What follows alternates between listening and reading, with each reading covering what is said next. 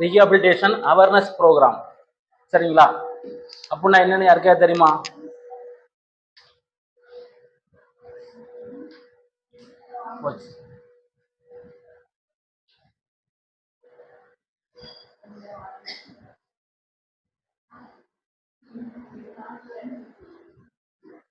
Rehabilitation awareness program அப்படின்னா என்ன யாருக்கா தெரியுமா? சரிங்களா? ஒரு மறுவாழ்வு பிரிவு. சரிங்களா? ரீஹாபில் வந்து இது ஒரு மறுவாழ்வு பிரிவு. இது எதனால வந்திருக்குன்னா, ரீபில்டிங் ஸ்ட்ரென்த், ரீஸ்டோரிங் ஸ்கோப். அப்படின்னா போன இதை மீட்டு எடுக்கிறதுக்கு, இந்த இது நம்ம போன வாழ்க்கையை திரும்ப எடுக்கிறதுக்கு தான். அதுதான் வலிமையை மீட்டு கட்டியெழுப்பி நம்பிக்கையை மீட்டெடுப்போம். சரிங்களா? இன்ட்ரோடக்ஷன். ரீஹாபிலிட்டேஷன் அப்படின்னா என்ன, மறுவாழ்வுனா என்ன? ரீஅகைன் ability after illness injury.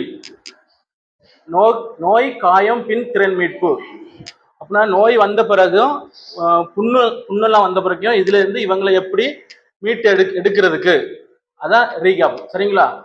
Cover physical, mental, social recovery. உடம், மனம், சமூக மீட்பு.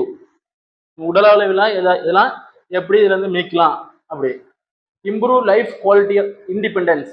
வாழ்க்கையை வந்து எப்படி தனியா நிக்கலாம், அதான் ரீஹாபிலிட்டேஷனுடைய இன்ட்ரோடக்ஷன்.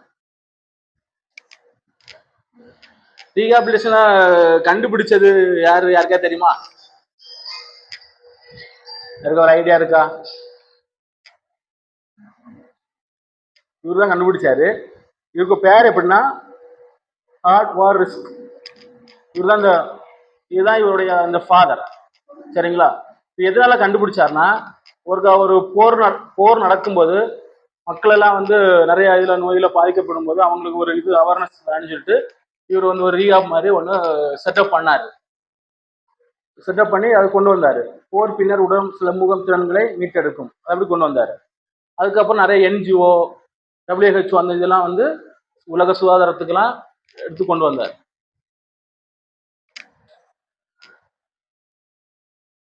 Program objective. சரிங்களா? ப்ரோக்ராம்னா என்ன?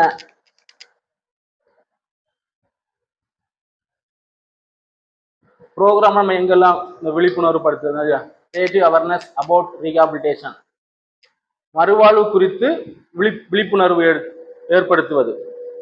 இப்போ நீங்கள நிறைய கேம்புக்கெல்லாம் போய் சொல்லுவீங்களா, இப்போ எங்கிட்ட பிசியோதெரப்பி இருக்கு, சின்ன குழந்தைங்களோட ரீஹாப் சென்டர் இருக்கு, ஸ்ட்ரோக் ரீஹாபிலிட்டேஷன் சென்டர், இந்த மாதிரி சொல்லுவோம்ல, அதான் அது. Encourage support from family and society. குடும்பத்தில் எப்படி அவங்கள வந்து நமக்கு சப்போர்ட் பண்ணுவாங்க, சோசியல்ல மக்கள் நமக்கு எப்படி சப்போர்ட் பண்ணுவாங்க, அந்த மாதிரி இருக்கு. ஹூ இஸ் இன்வேல்யூ இன் ரீஹாபிலிட்டேஷன் அப்படின்னா என்ன? அப்படின்னா என்ன எங்க தெரியுமா? இதுல யாரெல்லாம் வந்து இன்வால்வ் ஆகி இருப்பாங்க, ரீஹாப் சென்டர்ல யாரெல்லாம் இன்வால்வ் ஆகி இருப்பாங்க, ஐடியா இருக்கா?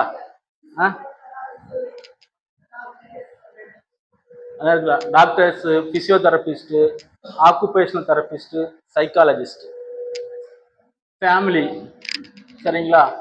NGO, இந்த கவர்மெண்ட் ப்ராஜெக்ட்லாம் இருக்கு தெரியுமா, NGO. அதே மாதிரி கம்யூனிட்டி சோசியல் ஒர்க்கர், கம்யூனிட்டி லெவல்ல இருக்கும் தெரியுமா, இந்த மாதிரி படவங்கலாம் இதுல இருப்பாங்க. Need for the rehabilitation. யார் யாருக்கு தேவை இது ரீஹாபிலிட்டேஷன்? யார் யாருக்கு தேவை? Perth defect. பெர்த் டிஃபெக்ட் குழந்தைகள் பறக்கும்போது உள்ள டிஃபெக்ட் வரும்ல அவங்களுக்கு. ஸ்ட்ரோக், ட்ராமா ஆர் ஸ்ட்ரோக், இந்த பக்கவாதத்துக்கு நம்ம இங்கே வராங்கல்ல அந்த மாதிரிப்பட்டவங்களுக்கு. Brain and spinal cord injury, இந்த முதுகு தண்டு உடஞ்சு அந்த மாதிரிப்பட்டவங்களுக்கு இது. கிரானிக் பெயின், இப்போ இந்த முட்டி வலி, முதுகு வலி சொல்லிட்டு வராங்கல்ல அவங்களுக்கு.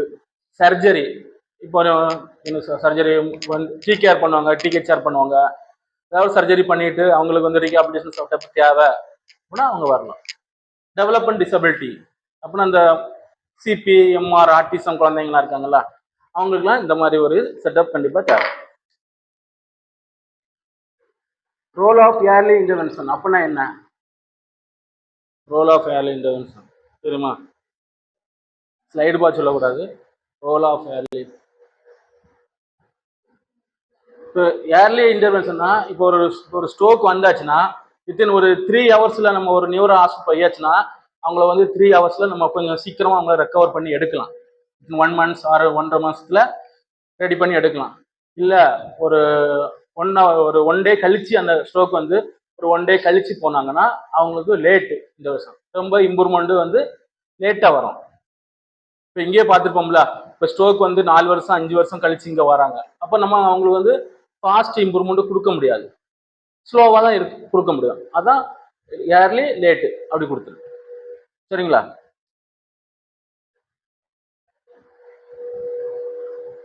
டைப்ஸ் ஆஃப் ரீஹாபிலிட்டேஷன் என்னென்ன டைப்ஸ்லாம் உண்டு யாருக்கா தெரியுமா? ரீஹாப்ல பிசியோ சொல்லக்கூடாது, வேற ஐடியா இருக்கா?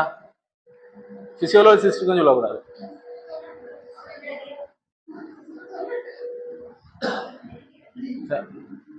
சரி, யாருக்கா ஐடியா இருக்கா? சரி, நானே சொல்றேன். டைப்ஸ் ஆஃப் ரீஹாபிலிட்டேஷன் வந்து ஒரு 7-8 டைப்ஸ் இருக்கு. சரிங்களா? ஃபர்ஸ்ட் வந்து பிசிக்கல் ரீஹாபிலிட்டேஷன் அப்படின்னா உடல் சார்ந்த மறுவாழ்வு. பிசிக்கலா நம்ம எக்ஸசைஸ் பண்றது அதான் உடல் சார்ந்த மறுவாழ்வு. அப்புறம் எக்ஸசைஸ் தெரப்பி, உடற்பயிற்சி, இது வந்து physical rehabilitation.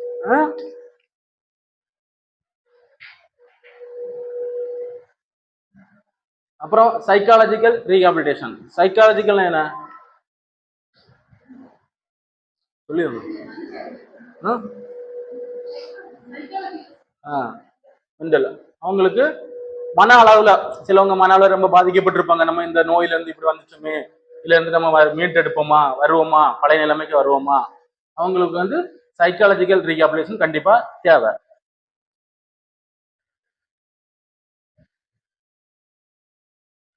Social and occupational rehabilitation அப்படின்னா என்ன? Social and occupational rehabilitation. Occupational முதல்ல என்ன? Occupational what is occupational? தொழில். அந்த தொழிலை செய்யறதுக்கு தான் கற்றுக் கொடுக்கறவங்க ஆக்குபேஷனல் தெரபிஸ்ட். பிசியோதெரபிஸ்ட் வேற, ஆக்குபேஷனல் தெரபிஸ்ட் வேற. நம்ம பாடியை வந்து 2ஆ பிரிக்கணும். இடுப்பு கீழே ஒருத்தவங்களுக்கு, இடுப்புக்கு மேலே ஒருத்தவங்களுக்கு. இடுப்புக்கு மேலே வந்து யார் பண்ணுவோம்? Occupational therapist. இடுப்புக்கு கீழே வந்து பண்றது பிசியோதெரபிஸ்ட். ஒரு ரீஹாபிலிட்டேஷன் செட்டப்னா எல்லாருமே இதுல தேவை. Physiotherapist, occupational therapist, speech therapist, social work, இது என்ன சைக்காலஜி, அவங்க எல்லாருமே தேவை. சரிங்களா? அந்த இதை அவங்க பண்றது.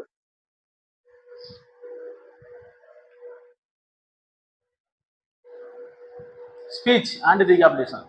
ஸ்பீச் தெரபிஸ்டும் கண்டிப்பா தேவை. ஸ்பீச் தெரப்பி எதனால இவங்களுக்கு தேவை? எதுக்காண்டி இந்த ஸ்பீச் தெரப்பி நம்ம ரீஹாப்ல வச்சிருக்கோம்? ரீஹாபிலிட்டேஷன் எதுக்காண்டி இந்த ஸ்பீச் தெரப்பியா வச்சிருக்கோம்? அவங்களுடைய நோக்கம் என்ன? ஸ்பீச் தெரபிஸ்டோட நோக்கம்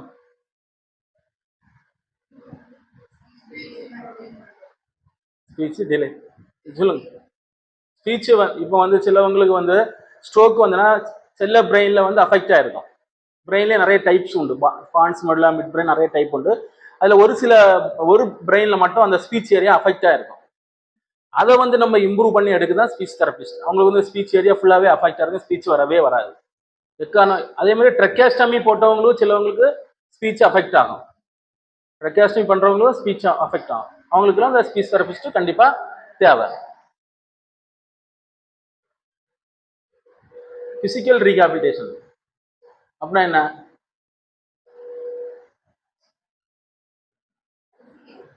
பிசிக்கலா நம்ம உடல் அளவுல எவ்வளவு உடற்பயிற்சி பண்றோமோ அந்த ஒரு ரீஹாபிலிட்டேஷன் தேவை.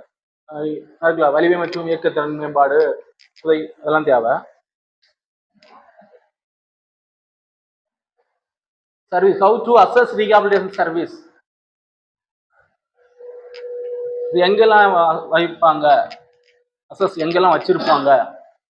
Hospital, clinic and community centre.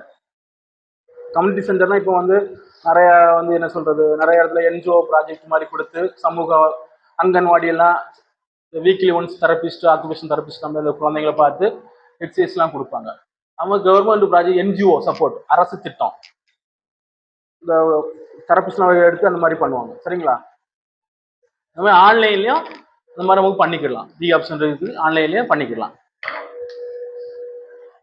இது ஒரு கேஸ் ஸ்டடி போட்டிருக்கேன். இது என்னன்னா ஒரு ஸ்பைனல் கார்டு இன்ஜுரி. சரிங்களா?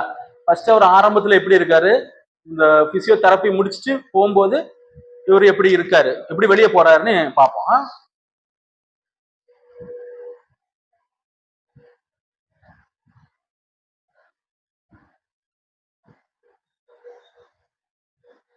இதுக்கு முன்னாடி ஏதாவது டவுட் இருக்கா? இவர் உள்ள ஸ்டைல டவுட் இருக்கா? ஏதாவது டவுட் இருந்தா கேட்கலாம்.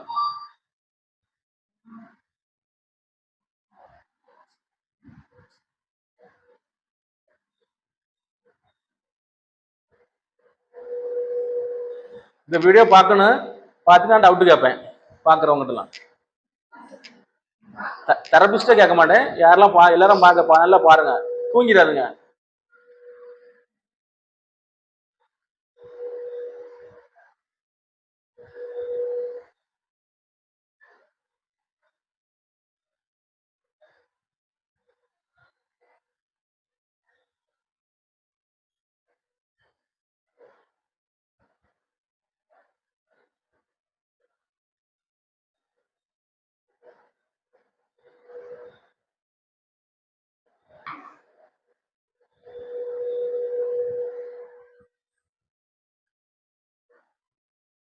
இது என்ன தெரிஞ்சு இந்த வீடியோல இருந்து?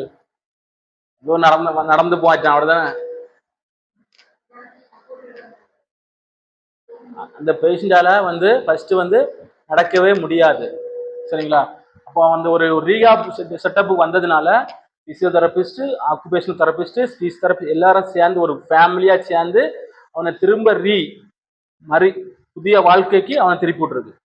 அதான் இந்த ஸ்பைனல் கார்டு இன்ஜுரி, சரிங்களா?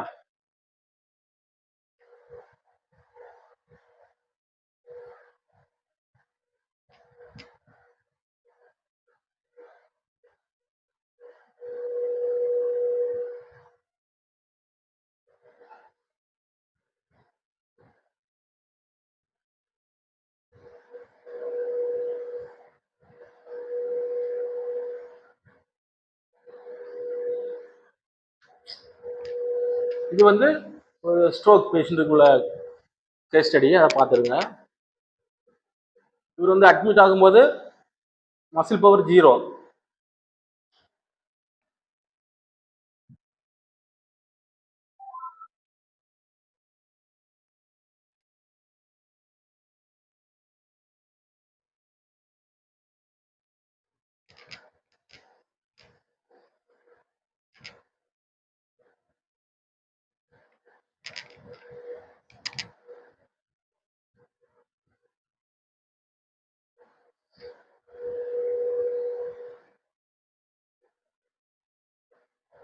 Stroke with hemiplegia, no muscle power 0.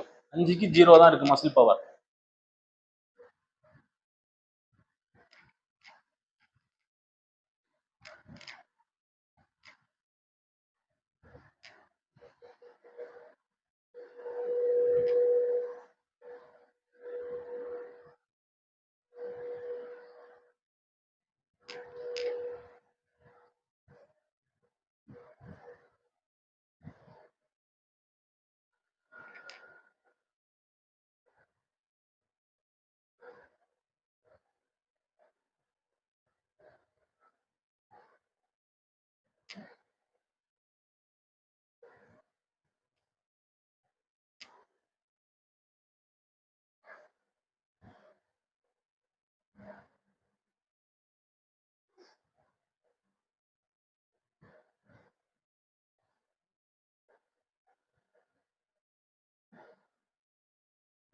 தூங்கிட்டீங்களா? இதை பாக்குறீங்களா?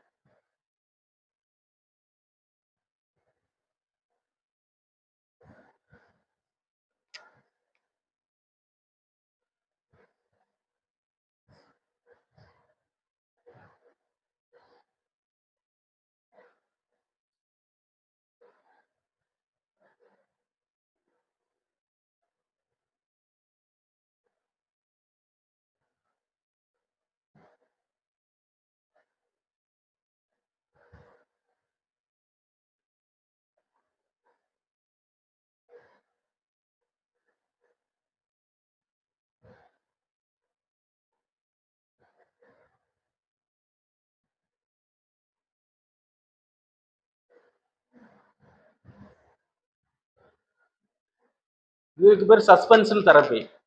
நம்ம இங்க கிடையாது, இதுக்கு பேர் சஸ்பென்ஷன் தெரப்பி.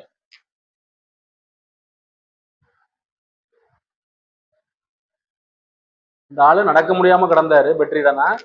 இப்போ வந்து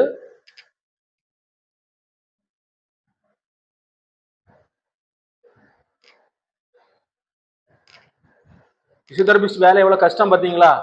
ரீஹாப் செட்டப் எடுத்து எவ்வளவு கஷ்டம் பாத்தீங்களா? என்ன சார்?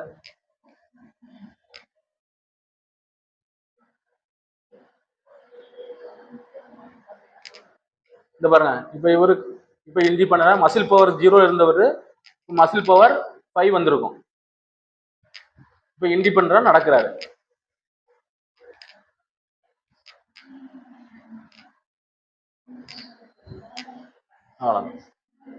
ஒரு ஒரு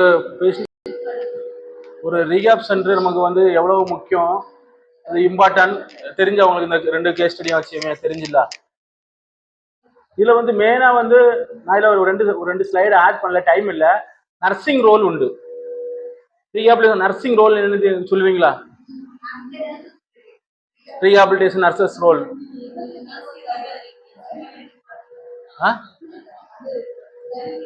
நர்சிங் ரோல் என்ன சிஸ்டர் நீங்க சொல்லுவீங்களா? நர்சிங் ரோல் உங்களுடைய ரோல் என்ன ரீஹாபிலிட்டேஷன்?